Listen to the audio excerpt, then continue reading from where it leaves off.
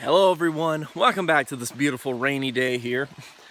And today I am here to talk to you guys all about Principle 7 of Dr. Wayne Dyer's 100 and what? No, that was a different series. Forget that. Our 7th principle here of Dr. Wayne Dyer's 10 Principles of Manifestation. Man, I was doing the 101 ways because I already shot 101 videos. I guess it's habit now. 10 Principles of Manifestation, Part 7, here we are. And so he says this one is a quote from Einstein, famous quote from Einstein, saying that we go to the idea that you can't solve a problem with the same mind that created it. So we're often trying to solve our problems like from within the same matrix that we're creating them from, okay? Our mind at certain stages will be less enlightened, will be less principled, will be not as good kind of thing. And we can't really solve our problems with the mind that's just spitting out these problems, that has these issues with reality, that's saying, oh, things aren't perfect, for example, like perfectionism. Oh, like this thing isn't perfect. And so it can't solve the problem of that thing isn't perfect because it can't accept that you don't have to have it be perfect. It's like, why didn't the roulette wheel come up 33 black? I wanted it to be 33 black, 33 black. Why did it come up, 24 red? Why did it come up 32 black? Was it just like taunting me? Why was it not 33 black on the roulette wheel? So it's demanding this unreasonable result, and so that problem cannot be solved until you're willing to go beyond it to a mind that can accept, you know what, I don't need it to show up 33 black every time. If it shows up black or red, I could win on that, I can put my bets mentally, you can't do this at a real casino, but mentally I can put my bets on both black and red, and whenever it comes up one, I win.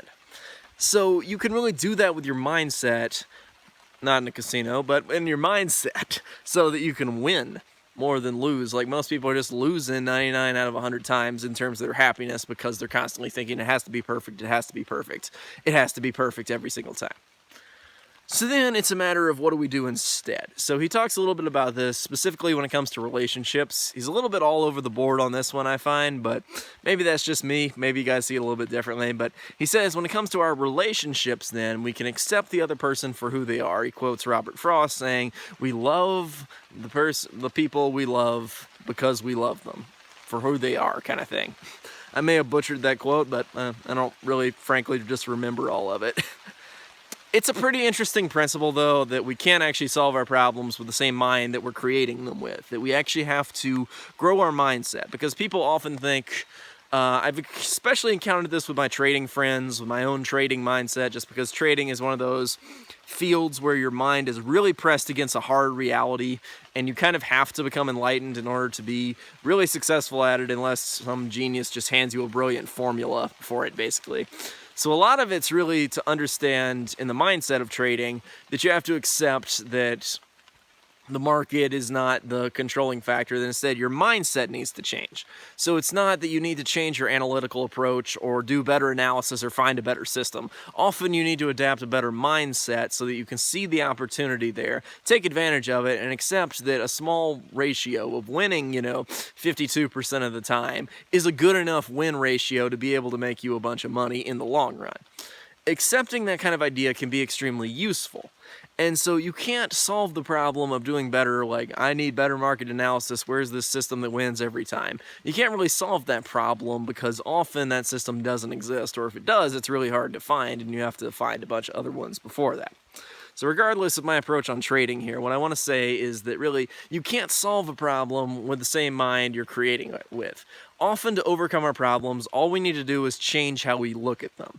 So like he's describing with relationships, we can change a lot of these things by looking at our relationships differently and appreciating the people for who they are, not demanding that they need to be perfect. Now, if you have an extremely toxic relationship, obviously try to get out of those kind of things.